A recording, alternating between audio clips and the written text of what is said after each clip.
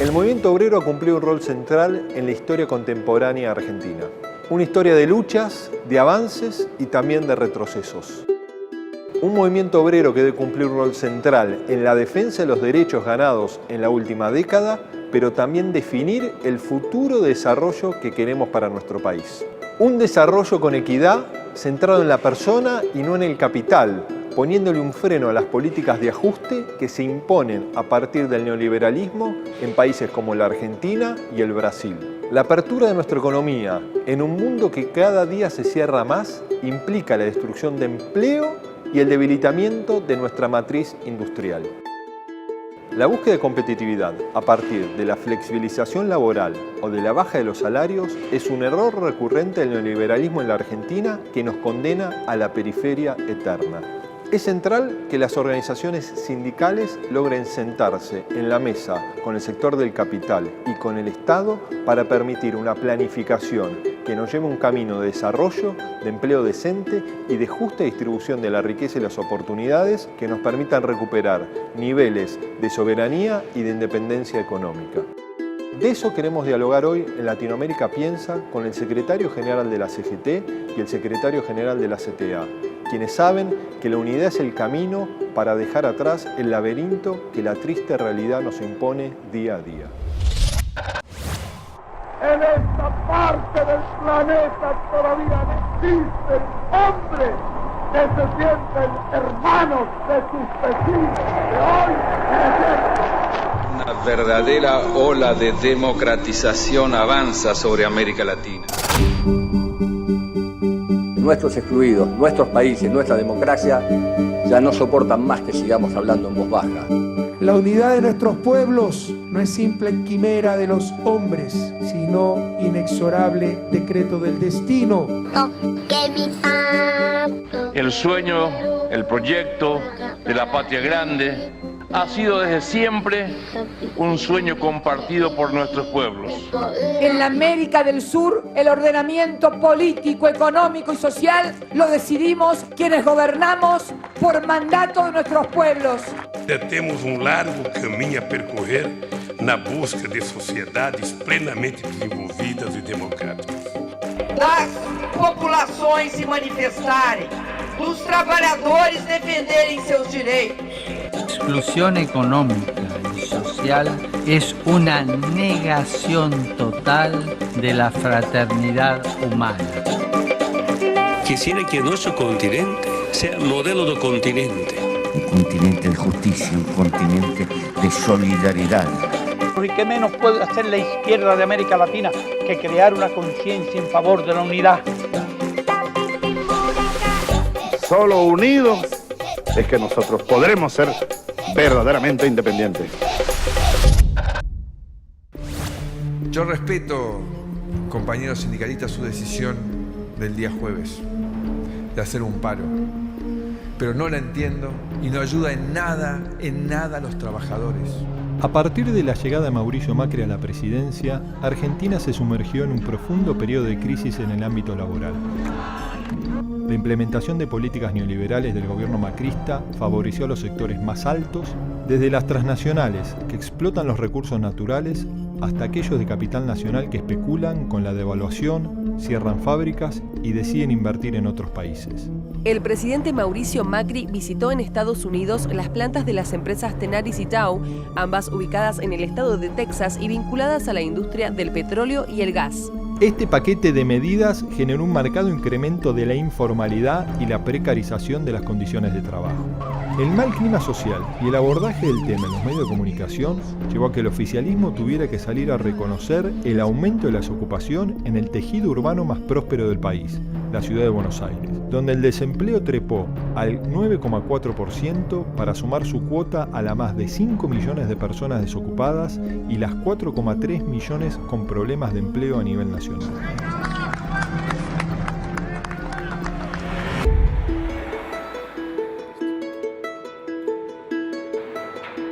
Para sumergirnos en la raíz de esta crisis económica y laboral en nuestro país, nos encontramos con Hugo Yasky, secretario general de la CTA, uno de los dirigentes sindicales más activos y en clara oposición a las políticas del macrismo.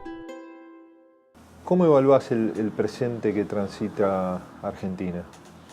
Y creo que muy difícil y sobre todo muy penoso para los trabajadores y los sectores populares. La Argentina está viviendo un proceso de restauración de viejas fórmulas neoliberales que benefician a un sector muy reducido de la población, fundamentalmente los que están vinculados a la especulación financiera, algunos grandes exportadores de cereales, a los que están en el negocio de la compañía energética. El resto está sufriendo las consecuencias de esta política, incluido algunos sectores del empresariado pequeño y mediano, que también, como los asalariados, están perjudicados por la parálisis económica. Hoy tenemos la peor mezcla, la peor combinación, que es retracción económica, caída del salario, y creo que esto explica un panorama social en el que hay mucha desigualdad y creció la pobreza otra vez.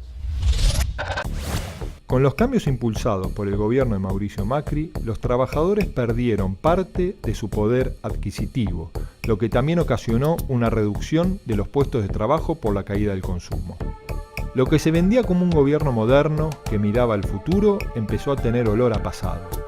Los lejanos años 90 volvieron a flotar en el aire. Muy lejos de las promesas de campaña y el relato del presidente, el derrumbe laboral y la crisis de la clase trabajadora continúan profundizándose.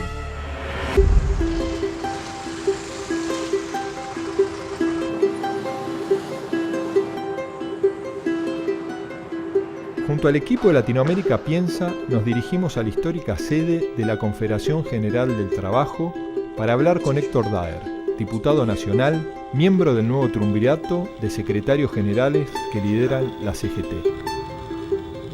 Muchas veces se instala esa verdad, supuesta verdad de búsqueda de competitividad a partir de la reducción salarial, ¿no? Ese sentido común que tanto daño le hace a nuestra sociedad, que distintos momentos de la historia argentina han hecho de eso su supuesta carta de presentación en cuanto a la integración al mundo. En los 70, en los 90 y nuevamente hoy, tratando de buscar competitividad a partir de la reducción del salario.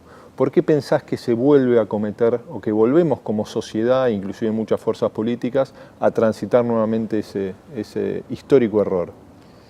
Porque es parte de la idea ideológica del neoliberalismo, ¿no? Que las variables de ajuste tienen que ver precisamente con la calidad de vida de las sociedades, ¿no? En este mundo globalizado, donde la precariedad laboral todavía existe en determinadas regiones de nuestro mundo, y donde el dumping es muy fácil de trasladarlo a los hechos, el dumping social me refiero, digamos, todos creen que la búsqueda de la competitividad va por ahí, pero digamos como que entran en contradicción hasta los principales actores del consenso de Washington, y me parece que eso lo tenemos que tomar también, porque en este mundo que se contrae, cuando los países quieren interrelacionarse, cuando los países quieren en esta supuesta apertura al mundo, tenemos que ver también que esta apertura es en un contexto diferente a otros, que quizás había un mundo en expansión y las oportunidades a veces eran diferentes. Esto nos vuelve a poner a prueba, sobre todo al movimiento obrero, ¿no? Y a los movimientos políticos que tienen bases en los sectores más populares de cada uno de los países de la región. ¿Qué vamos a recortar? Esa es la discusión que comienza en el 2017. La vorágine neoliberal que impuso el gobierno macrista produjo cambios en el modelo productivo del país que se diferenciaron significativamente de los principales logros conquistados por los gobiernos de Néstor y Cristina Kirchner. Pese a haber prometido en campaña que no iba a cambiar las cosas que se hicieron bien, Mauricio Macri y su gabinete implementaron una estrategia que terminó con la idea de un Estado presente, que redistribuya las riquezas, que genere empleo, que garantice acceso a los servicios y a la salud pública, que revalorice la industria nacional y defienda las principales empresas de bandera como YPF, el Correo Argentino y Aerolíneas Argentinas. Así, con la lógica similar a la de los 90, pero con mucha más prisa, la restitución de la idea de libre mercado y una nueva oleada de privatizaciones impactaron en los trabajadores y la industria argentina a través de un gobierno que, desde diciembre de 2015, desarticula y desfinancia el país por medio del recorte y el ajuste. ¿Y cómo ves, Hugo, vos la capacidad de readaptación de este gobierno conservador frente a distintas realidades de nuestra sociedad, de nuestra economía? Para poner un ejemplo, hoy las encuestas demuestran que la mayoría de los argentinos tiene una valoración positiva en cuanto a que la propiedad de empresas estratégicas para el desarrollo de la Argentina está en manos del propio Estado, ¿no? Como es Aerolíneas Argentinas, como puede ser YPF o las empresas de aguas de las distintas provincias. Frente a ese consenso social que existe, el gobierno adopta un camino más sofisticado. No se le ocurre privatizar estas empresas, pero en el caso de la línea de bandera de Aerolíneas Argentinas, lo que termina haciendo es una privatización más sofisticada, que es privatizar los aires, ¿no? En el caso de YPF, ¿no?, logra disminuir fuertemente la inversión, que atenta contra el desarrollo de nuestro país, contra nuestra propia construcción de una realidad de soberanía energética y la progresiva pérdida de protagonismo de YPF en el sector de la energía de nuestro país. ¿Cómo debería reaccionar el movimiento obrero frente a esto? Sí, lo que vos planteás es muy cierto, ¿no? Y ahí marca otra diferencia con respecto al neoliberalismo de los 90, ¿no? El gobierno sabe que no va a poder sostener durante mucho tiempo más la pretensión de construir un consenso que le permita hacer mayoría clara en el país, pero sabe que si logra dividir a la oposición al movimiento social y al movimiento sindical con un 30% de los votos, puede ser una parte más de todas las que existen en el país, dividiendo en tercios al electorado, pero la parte que puede desnivelar, porque es la parte que cuenta con el apoyo de los medios de comunicación, del capital y de los grupos, de los estamentos, digamos, cupulares del Poder Judicial. Pero hay cuestiones positivas, por ejemplo, hoy si uno hace una encuesta, la sociedad valora mucho la presencia del Estado como dueño de ciertas empresas estratégicas de nuestro país. Ahora, la realidad es que este gobierno, frente a ese análisis del acompañamiento popular, a que Aerolíneas sea de todos los argentinos, a que YPF también lo sea, no privatiza las empresas, pero está privatizando los aires, ¿no? Está desguazando una compañía, o baja el nivel de inversión de YPF y pasa a ser un actor no central en la Argentina. Bueno, ese es un dato, ¿no? Que la petrolera estatal de nuestro país haya presentado un balance negativo. Ese es un dato por demás complicado, porque estos después son los argumentos para privatizarla o para enajenarla y demás, ¿no? Y con el tema de los vuelos, es el ejemplo que se puede llevar a un montón de sectores, que tiene que ver con esta cosa de generar una dicotomía entre decir, bueno, nosotros mantenemos la línea de bandera, la acompañamos todo, pero esta es una salida económica, esto va a posibilitar que 2 millones de personas más viajen, como si uno pudiera inventar 2 millones de viajeros. Los viajeros son los mismos. Ahora, en vez de viajar en aerolínea, irán en esos aviones, con lo cual vamos a desnaturalizar y desfinanciar aerolíneas, o los otros que van a perder son los micros larga distancia, ¿no? El transporte de micros. Con lo cual, los pueblos intermedios van a empezar a quedar sin servicio, ¿no? Entonces, esto es el fondo de la cuestión. Digamos, cómo nosotros vemos y pensamos un país federal, ¿no? Y un país que también genere posibilidades de desarrollo para todos. Porque la inflación ya está bajando como les prometí, que en el segundo semestre iba a bajar, está bajando y va a seguir bajando. Y empiezan a llegar las inversiones y las obras públicas arrancan. La economía es una de las áreas peor administradas desde que Macri asumió el poder, si de velar por los intereses de los sectores populares se trata. Pese a que el actual presidente había prometido que no iba a devaluar, que no eliminaría los subsidios ni tocaría las jubilaciones, que no abriría las exportaciones de forma desmedida, que haría crecer la industria nacional y defendería los intereses soberanos ante los fondos buitres, todo sucedió al revés. Los números reflejaron el rumbo negativo de su gestión en cuanto a la economía. Industrias como la textil registró una baja del 22,5% interanual en el primer trimestre de este año. La industria en general y la construcción cayeron un 6 y un 3,4% respectivamente. Y mientras la lluvia de inversiones y el segundo semestre se convirtieron en un mito, en el último año y medio Argentina se transformó en el país emergente que emitió más deuda en dólares en el mundo luego de colocar títulos públicos y letra del Tesoro por 45.951 millones de dólares. Y el desafío de un movimiento obrero de poder plantear una agenda de futuro vinculado a la discusión de qué le pedimos a cada sector de la economía. Porque vos planteabas muchas veces el cuello de botella vinculado a la captación de divisas para industrializar nuestra economía, recurrente a lo largo de nuestra historia. Hay un sector que no le pedimos empleo, sino que le pedimos dólares, como es todo el sector vinculado a lo agropecuario, y hay otros sectores que le pedimos empleo.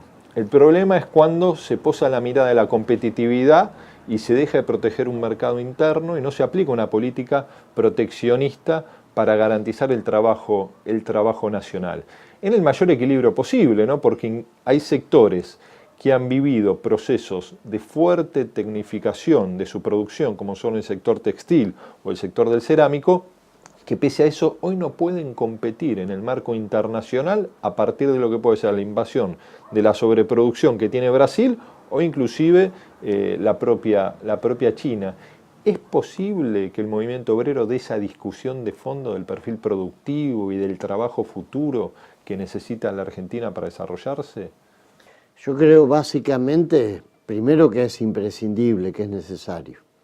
No podemos discutir cómo construir empleo en la Argentina si no somos parte de esa discusión.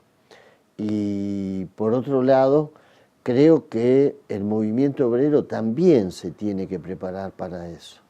Es decir, el movimiento sindical tiene que desarrollar la capacidad de generar institutos que le permitan avanzar con la investigación económica, lo que se está haciendo desde la UMED, desde Cifra, la CGT está intentando algo parecido, porque si no rápidamente nos venden los espejitos de colores, que es mostrarnos como una fuerte burocracia que defiende derechos corporativos a una costa de negarle a los que no tienen empleo la posibilidad de acceder al empleo formal. Porque este es el discurso, es decir, estos tipos que representan a una minoría del movimiento obrero defienden intereses o ventajas que le impiden al resto acceder al empleo, y si nosotros no tenemos una política para proponer y ser parte de la construcción de un país con empleo, quedamos inermes ante la iniciativa de los que proponen esta economía que ahora estamos viendo, que es la financiarización, la exportación de cereales, convertirnos en esto que un poco grotescamente expresa el presidente, ya no en el granero del mundo, sino en el supermercado, yo diría en la góndola de las verduras del supermercado.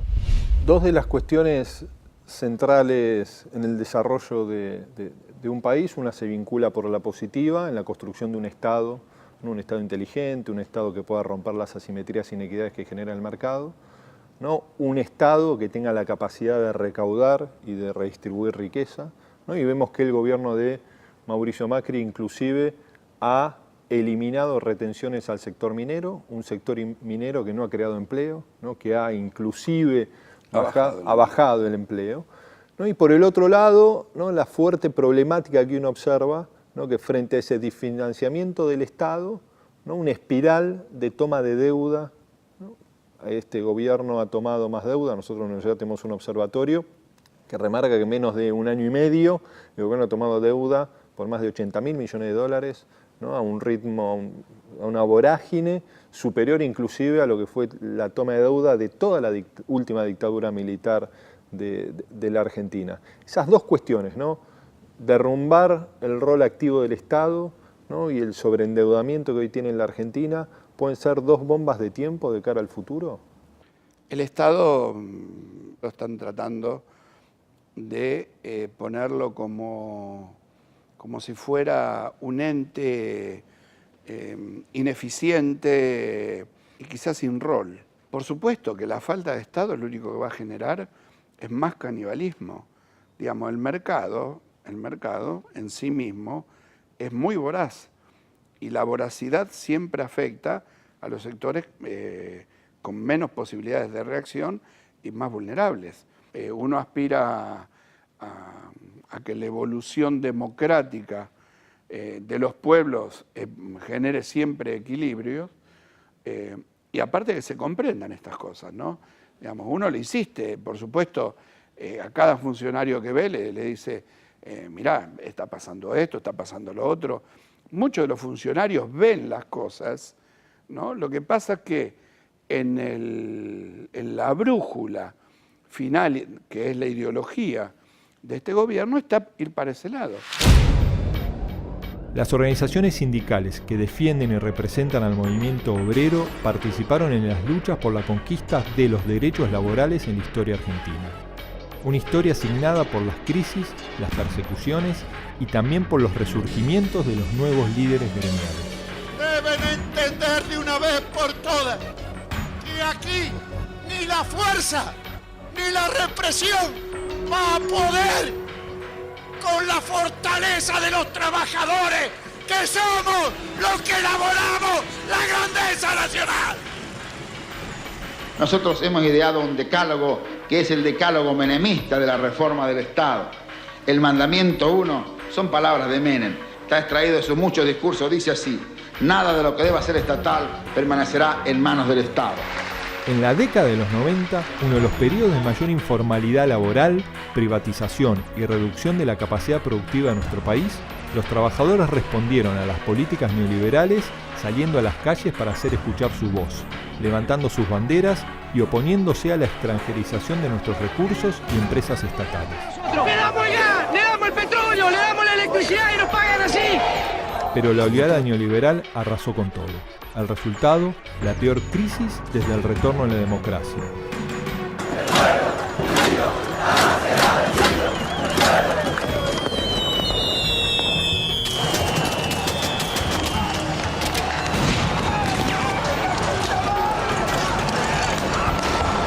El 21,5% de la población activa estaba desocupada y, según informaba el INDEC, los hogares que vivían en situación de pobreza abarcaban más de 20 millones de argentinos. No tenemos ayuda de nada. No sé, se creerá que somos perros, no sé qué se creerán que son los hijos de nosotros. A mí jamás me ayudó con nada.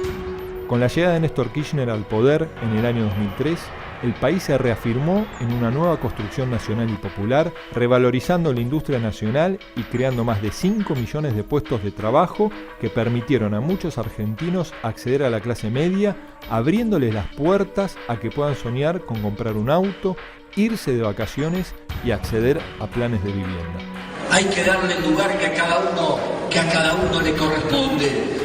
¿Cómo va a estatizar, señor presidente, la deuda privada? Las grandes empresas privadas que la paguen, Macri o quien le corresponde, que las paguen, son los primeros que tienen que pagar. Hoy, a un año y medio de la asunción presidencial de Mauricio Macri, las recetas neoliberales volvieron a poner en vilo a los gremios y sus trabajadores. Los fantasmas del ajuste, la devaluación, la pérdida del poder adquisitivo, la caída del consumo y el desempleo vuelven a llevar a las organizaciones sindicales a las calles y a la lucha por los puestos de trabajo, recobrando su sentido estratégico y convirtiéndose en el camino a seguir si se quiere detener el deterioro que produce el gobierno macrista. ¿Cuál pensás vos, Héctor, que es la principal responsabilidad del movimiento obrero? Bueno, el movimiento obrero creo que está en un momento en toda la región por demás llamado a tratar de influir lo máximo posible en la sociedad, en los sectores políticos, producto de estos cambios que ha tenido la región últimamente, hacerse cargo de todas las demandas de los sectores más vulnerables y a partir de ahí intentar no perder muchos avances en términos de derechos que tuvimos durante las últimas décadas en nuestra región, ¿no?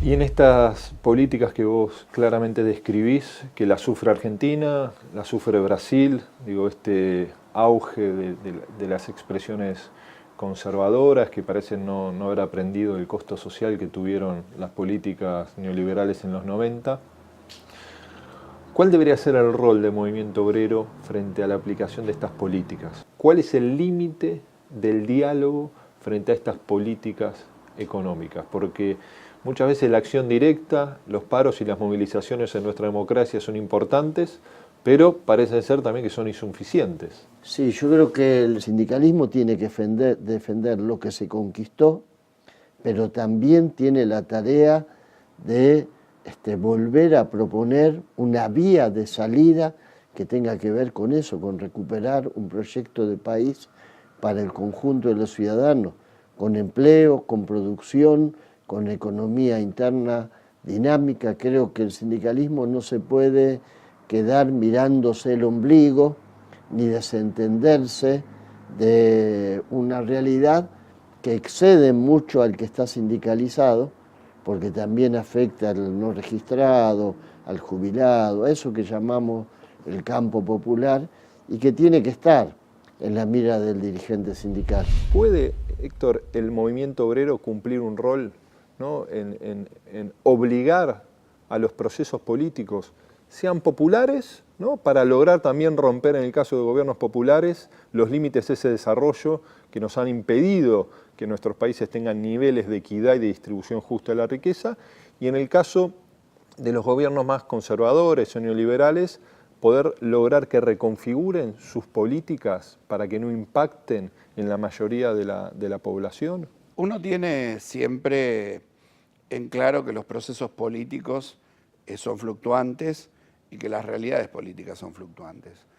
Hay veces que uno se plantea avanzar y otras veces que no avancen sobre nosotros. Creo que en ambos casos tiene que ver con lo mismo, tiene que ver con intentar dar pasos hacia adelante y no dar pasos hacia atrás. Por eso el gran debate que tenemos en el medio es no solo la distribución del trabajo en el mundo, sino cómo constituimos y cómo construimos trabajo para todos, ¿no? Cuando un gobierno neoliberal toma el poder y ejecuta un plan depredador de los puestos de trabajo, los movimientos sindicales salen a las calles para pelear por los derechos del pueblo en su conjunto. Por eso, ante la reducción de la planta de empleados estatales, el intento de acotar la oferta laboral y marcarle límites a las negociaciones paritarias, los gremios unifican sus reclamos en defensa del mayor bien común, el trabajo. Hoy en América Latina, los neoliberales, la derecha, los grandes grupos del poder económico y financiero están arremetiendo contra los gobiernos populares que todavía resisten. Ante las primeras medidas del gobierno en contra de los trabajadores, la respuesta fue contundente. Una multitud salió a las calles. No le sería tan fácil al gobierno llevarse por delante años de conquistas en favor del pueblo. Quedaban muchas cuestiones por resolver cuando Mauricio Macri asumió la presidencia, pero en vez de construir sobre lo construido, adoptó las políticas que ya habían fracasado en el pasado. Vos observás hoy un movimiento obrero mucho más atento, más unido frente a estas políticas neoliberales de lo que estaba en los 90. Hay un sector de la base del movimiento obrero que evidentemente tiene altos signos de vitalidad. Y por ahí veo dirigentes sindicales que se han quedado aferrados a posiciones parecidas a las que tuvieron muchos dirigentes que en los 90 se dejaron llevar por las políticas neoliberales. Quienes tenemos compromiso social tenemos que tener muy en claro lo que representamos. Nosotros no somos dueños de nuestra mirada, sino somos dueños de la mirada colectiva que representamos. Hay una vitalidad en nuestro pueblo que yo creo que está intacta, porque a diferencia de los 90, que veníamos muy golpeados, muy divididos, a diferencia de ese momento, acá venimos en alza en ese sentido. No hacemos de esto un partido clasista, pero sí hacemos un partido o un movimiento, más que un partido, que permita la integración policlasista con una clara definición hacia los que menos tienen y hacia los sectores más vulnerables.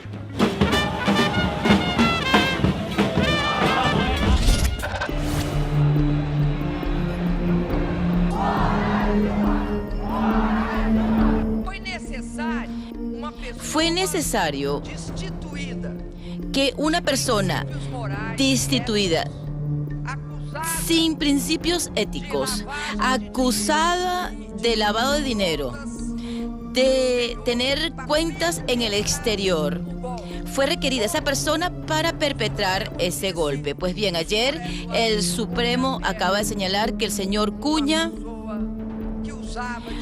utilizaba prácticas condenables. Deputado Eduardo Cunha, PMDB do Rio de Janeiro, ¿cómo vota? Que Deus tenha misericórdia dessa nação. Voto sim. Todos aquellos que se benefician con este proceso, por ejemplo, desafortunadamente, aquellos que están usurpando el poder, desafortunadamente, el señor vicepresidente de la República, son cómplices de un proceso extremadamente grave. Prometo manter, defender e cumprir a Constituição e a independência do Brasil. Es un golpe explícito, pero además de ser un golpe explícito, es un abuso de poder. Por lo tanto, el pecado original de este proceso no puede esconderse. Dialogábamos con la presidenta electa de Brasil, con Dilma Rousseff, y ella nos planteaba la trascendencia, la importancia de ser conscientes que las transformaciones no solo se realizan desde el Estado, sino también es fundamental ampliar la base en el sector trabajador a partir de las organizaciones sindicales, pero también a partir de lo que son los movimientos sociales, que necesita, que demanda de una correlación de fuerzas que son complejas de construir en nuestras sociedades democráticas. Y creo que sí, creo que a veces se lo veía al movimiento sindical como una especie de obstáculo o a veces como un acompañante al que, bueno, había que tenerlo cerca, pero no tanto. Pero es cierto que cuando el movimiento sindical en un país como el nuestro no forma parte de la alianza con el peso y con la historia del movimiento sindical, porque aquí hablamos del peronismo y estos gobiernos son todos de raíz peronista y el próximo gobierno en la Argentina que venga a recuperar las conquistas también va a ser de raíz peronista. Entonces, el movimiento sindical tiene que ser parte de eso, no podés dejarlo en un palco observando la escena. Creo que la dimensión política, digamos, no siempre puede estar sesgada por un sector determinado de la población, pero sí los que pensamos en un país integrado, en una sociedad equilibrada, en una sociedad dinámica, en una sociedad democrática, también tenemos que ver de qué manera esa integración que desde el peronismo llamamos multiclasista o policlasista, la podemos expresar en términos políticos también, ¿no? Porque si no, nos pasa lo que nos pasó. Digamos, quizás por modales no discutimos los temas de fondo y estos pasan de largo, ¿no? Y los aprovechan quienes tienen muy en claro a qué vienen. Mauricio Macri, Cambiemos, prometió en la campaña cosas distintas de las que está llevando adelante. Absolutamente. Y logró penetrar también a los sectores populares, que también reclamaban un cambio. ¿Por qué pensás vos que inclusive en el sector trabajador se puede caer en esa estafa de votar, como muchos plantean, ¿no? al propio verdugo, ¿no? a un gobierno que termina rápidamente no solo restringiendo derechos, sino gobernando para otro sector social, el más acomodado, el que tiene mayor cantidad de recursos? Yo creo que es una explicación compleja, que no tiene un solo aspecto. Por un lado, el marketing político se amoldó el discurso a eso. Bueno, lo que está bueno lo vamos a preservar, no vamos a ir para atrás en ninguna de las conquistas, los cambios van a ser mirando para adelante. Ese discurso entró mucho, era muy vendedor. Por otro lado, creo que el papel de los grandes medios de comunicación influye mucho. Creo que se combinaron esos factores, además de los errores propios de un gobierno que creo que no tuvo la capacidad de hacer todo el esfuerzo para que la alianza con el movimiento sindical no se resquebrajara. Como ustedes ven, se ha consolidado enormemente la democracia formal, pero también la democracia real, aquella de acceso a derechos, igualdad de oportunidades, condiciones dignas de vida. Los impresionantes cambios ocurridos son consecuencia básicamente del cambio en las relaciones de poder. Ahora en Ecuador manda el pueblo ecuatoriano. El día que no estemos nosotros, como se lo dije muchas veces a los trabajadores, irán por el verdadero objeto, que es volver a lograr mano de obra barata en la República Argentina como la tuvieron durante décadas. Nunca antes en la historia del país los sindicalistas colaboraron tanto con un gobierno como los sindicalistas colaboraron conmigo, sin dejar de ser sindicalistas, sin dejar las reivindicaciones, nunca. Nunca los trabajadores tuvieron tanto tiempo de aumento de salario real de forma continua. De verdad, yo sigo sorprendido que en corto tiempo hemos cambiado la situación social, económica del país. Aunque falta terminar, aunque falta profundizar, aunque algunas políticas falta consolidar. Nos comentaba también Lula en el primer programa cómo a partir de una encuesta en Brasil, al momento de preguntarle al sector trabajador y a la ciudadanía brasilera por qué había cambiado su vida, la mayoría era autorreferencial, decía a partir del esfuerzo propio. Pero las políticas públicas en cuanto al reconocimiento de la importancia que ha tenido en la modificación de sus vidas aparecía recién en el cuarto lugar. Antes estaba inclusive el propio patrón, Dios y la familia, el entorno familiar. Frente a eso, ¿cómo se logra establecer un vínculo con los trabajadores desde las organizaciones sindicales para que comprendan la trascendencia de las discusiones que se dan al momento de elegir un gobierno y al momento también de organizarse para impedir la pérdida de derechos? No hay una valoración colectiva que yo creo que se tiene que construir a dos puntas. Tiene que ser desde los trabajadores y desde el movimiento sindical en nuestro caso, pero tiene que ser también desde los gobiernos. El desarrollo también tiene un techo, ¿no? Que no logramos romper ciertos niveles de crecimiento con mayor justa distribución de riqueza y de oportunidades. Sí. Ahora, ¿cuáles serían para vos las principales deudas pendientes de los gobiernos populares, progresistas en América Latina? Creo que el compromiso de los gobiernos progresistas con una transformación que no tenga la posibilidad de ser revertida en tan poco tiempo o en tiempo récord como lo estamos viviendo ahora, donde uno ve con a veces hasta la desmesura de algunas medidas para revertir los avances que se lograron. Creo que hay que construir alianzas sociales fuertes, muy diversificadas, y la capacidad de incorporar a todos los sectores con mucha amplitud, desde el pequeño y mediano empresario hasta el obrero, pasando por el pequeño productor agrario. Es decir, para mí son cuestiones que los gobiernos progresistas tienen que resolver. Por eso lamento mucho que muchos hayan vuelto a elegir el oportunismo a través de un paro. Si ya hemos probado décadas haciendo paros, ¿y cuál ha sido el resultado? Cero. Cada vez que un gremio consigue reducir una jornada horaria, eso todos los demás argentinos lo estamos asumiendo como parte de un costo. Y hay que trabajar sábados y domingos. Y hay que hacerlo de una forma más flexible. Esta política significó caída salarial, significó despidos.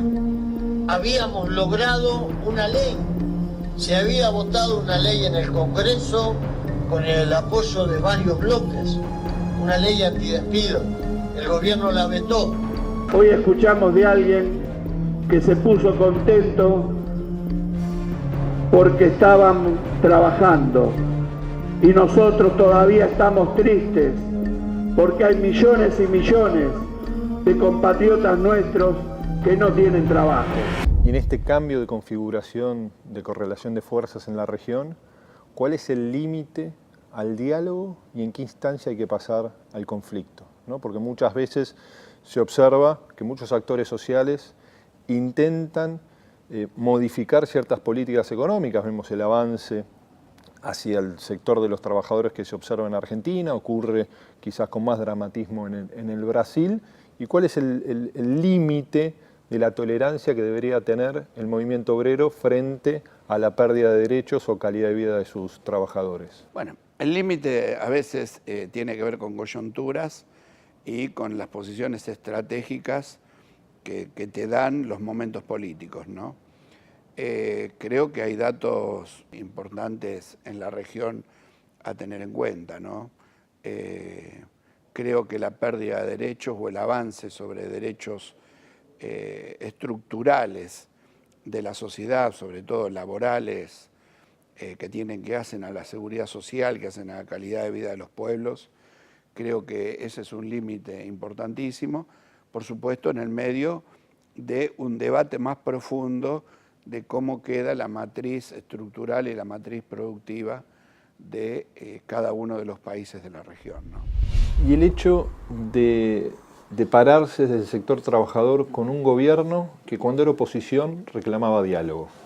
Cuando llega al gobierno sobreactúa diálogo, pero después no ve reflejado la modificación de las políticas a partir de las fuertes movilizaciones, reclamos sociales, este eje que vos planteás de fortalecer el mercado interno más allá de las limitaciones que ha tenido en los procesos populares, ¿no? Romper muchas veces el techo de cristal al desarrollo con equidad de nuestras economías. ¿Cómo imaginás los futuros meses en la Argentina si se siguen sosteniendo estas políticas económicas? Y yo creo que no hay margen para sostener una política dialoguista con un gobierno que no escucha, con un gobierno que aplica dogmáticamente recetas que a veces hasta son contradictorias dentro de lo que sería la propia lógica gobernante, porque de pronto si la idea era reactivar la economía, si la idea era que empezara a haber brotes verdes, han hecho todo como para que esto no ocurra. Las últimas declaraciones de que hay que irse a más de 100 kilómetros de Buenos Aires para ver la reactivación parecen una tomadura de pelo, porque vos te vas a más de 100 kilómetros de Buenos Aires y el panorama es peor todavía. Creo que sobran los ejemplos. Y entiendo que en ese sentido el movimiento sindical tiene que tener una actitud de firmeza y no tener miedo de confrontar con estas políticas, porque no siempre el aporte del movimiento sindical tiene que ser el diálogo. En octubre de este año habrá elecciones legislativas. Una vez más, los argentinos elegirán senadores y diputados para renovar las cámaras del Congreso. El resultado de esta votación servirá para medir el termómetro social de cara a los 2 restantes años del gobierno macrista. En las calles, el fuerte repudio a las medidas adoptadas por la gestión de Mauricio Macri es un eco que se hace sentir cada vez más fuerte. Vinimos hasta acá porque vamos a llevar adelante todas las luchas que sean necesarias para proteger nuestros convenios colectivos de trabajo. Los tarifazos en los servicios y los transportes, los alarmantes niveles de inflación y el creciente desempleo son duramente cuestionados por los sectores populares, sectores que hallan representación en buena parte de los movimientos sindicales y sus dirigentes. Por lo que la influencia de los gremios en esta nueva campaña electoral será fundamental. Serán ellos quienes también deberán proponer nuevas estrategias y detener el contraataque neoliberal por medio de la defensa de los logros obtenidos por la clase obrera a lo largo de tantos años de historia.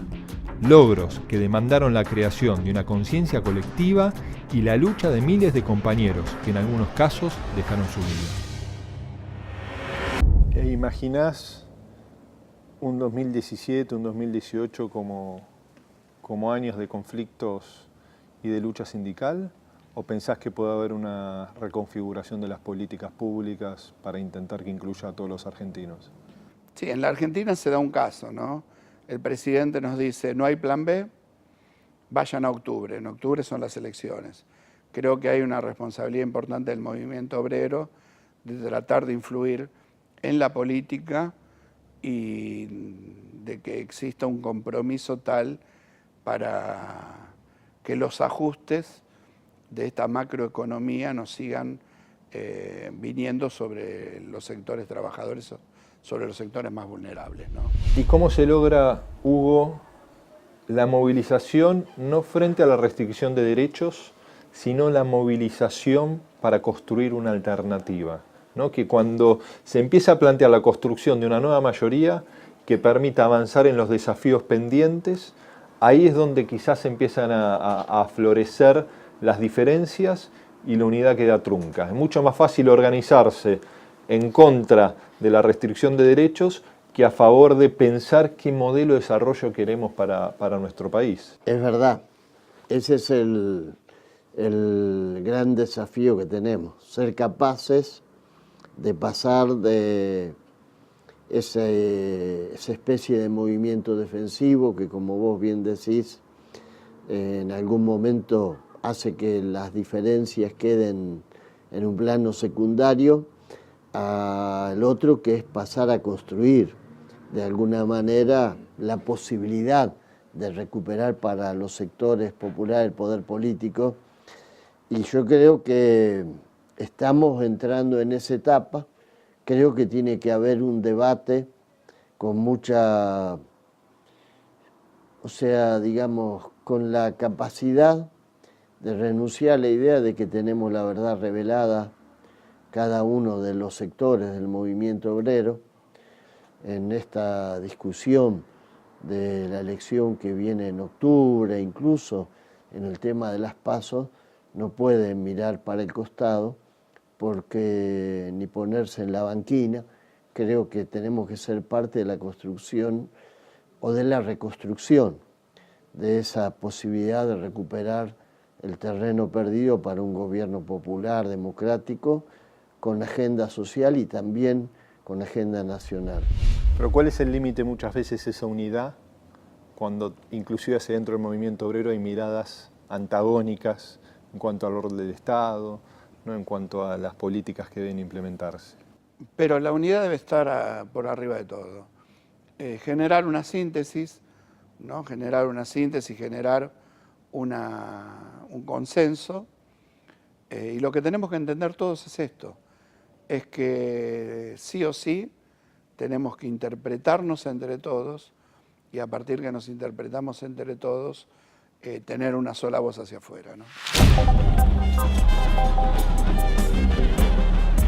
Los que dicen que hay que hacer reformas laborales, los que dicen que este país no es competitivo por culpa del movimiento sindical y de las conquistas sociales, los que hablan así quieren revanchismo, quieren ponerle el pie en el pecho a los trabajadoras, a los trabajadores, a los movimientos sociales. Y acá hay un pueblo que los va a parar. Tenemos que ser sólidos y tener una visión política única desde nuestro sector como trabajadores, porque somos los que podemos discutir cómo se edifica el futuro. Y así lo vamos a hacer, compañeras y compañeros. Y en esta realidad de estas políticas de repetir esta teoría del derrame, de las desregulación de la economía como camino al crecimiento, que no ha traído resultados en el pasado y que hoy termina impactando negativamente en los principales, no solo indicadores económicos, sino los más dramáticos, en los indicadores sociales.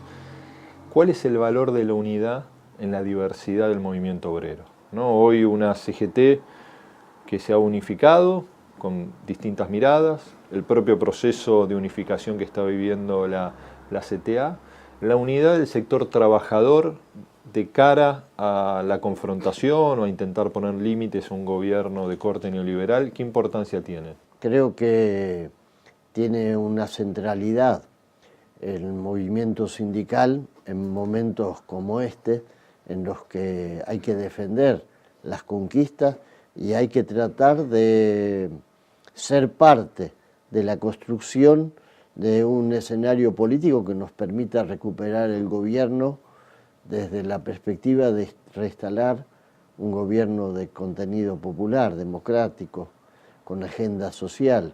El movimiento sindical se tiene que unir para eso. El movimiento sindical por lo menos comparte la idea de que hay que volver a tener una Argentina con mercado interno, con paritarias libres, con vigencia de los convenios colectivos de trabajo, con defensa del sistema jubilatorio público de reparto, con defensa de la movilidad jubilatoria, de la educación pública, de la salud pública. En torno a ese programa, el sindicalismo se tiene que unir. Y en este presente del continente donde está la puja entre gobiernos que intentan favorecer el desarrollo y la distribución de la riqueza y las oportunidades, y aquellos que tienen más la mirada neoliberal, ¿no? de la autorregulación del mercado y la promoción de la participación del capital internacional como herramienta para el supuesto desarrollo de sus países.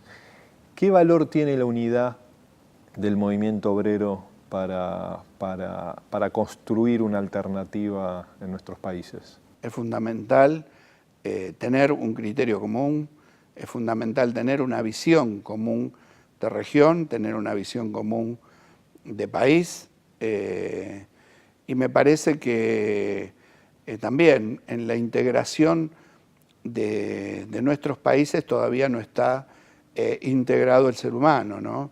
Hoy las fronteras se han corrido, creo que en nuestra región las fronteras tienen que ver con un río, tendrán que ver con picos montañosos, pero no tienen que ver con lo cultural, no tienen que ver con lo solidario, que son los movimientos obreros y el movimiento de trabajadores de todos los países. ¿Qué país soñás para tus hijos y para tus nietos? Y un país parecido al que yo conocí siendo muy chico, cuando todavía Perón gobernaba la Argentina. Una sociedad más justa, una sociedad no solo que le genere la posibilidad que los chicos vayan a colegios, sino una sociedad que los iguale. Un país parecido al que volví a ver después cuando Néstor y Cristina llegaron a ser parte del gobierno. Y en esa sociedad creo que es fundamental que se establezca un marco de justicia social para que no solo sea un tema de igualdad de oportunidades, sino que todos tengamos la posibilidad de realizarnos. Un país donde se planteen paradigmas solidarios. Creo que lo peor que nos podría pasar es que nos resignemos a vivir en una sociedad donde cada ciudadano se mire el ombligo.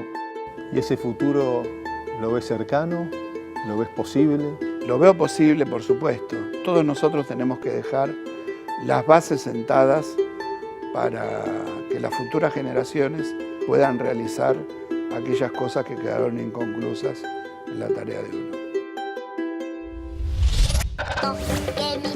En el próximo programa dialogaremos con Raúl Zaffaroni, uno de los juristas más reconocidos de nuestro continente. Debatiremos sobre los desafíos de las transformaciones institucionales que nuestra realidad demanda para poder consolidar realidades de justicia y equidad.